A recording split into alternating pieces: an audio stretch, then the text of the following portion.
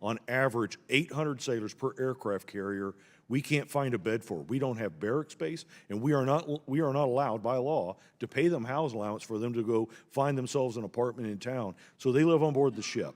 That's the number one quality of life concern of our sailors that are currently on deployment that are in that situation is when we return from deployment, am I going to continue to live on this ship, or will I be able to find a barracks room and move into a bed and have separation from this workplace? That's embarrassing and disgraceful. This man is the Master Chief Petty Officer of the Navy, James Honea, and he's pleading his case to lawmakers that the Navy needs more barracks. Could you just imagine if your employer was responsible for your housing and they told you they couldn't house you? They said, hey sailor, sorry about that, but there ain't no room here. There's probably whole countries out there laughing at us because we can't house our sailors. And like Master Chief Petty Officer said, we're not allowed to give them housing pay. Also, what a cool title, Master Chief of the Navy? We're allowed to refuse them housing and keep them on a ship for longer than intended, but we're not allowed to supplement that issue with money. And I can guarantee you the Navy wants to give them money for housing, but they can't, and I just want to distinguish that difference. The Master Chief Petty Officer of the Navy is fighting an uphill battle. I also did a story recently about the Navy getting new barracks. They can't come soon enough. If you were a lawmaker in Congress or the president, what would you do? Let me know in the comments.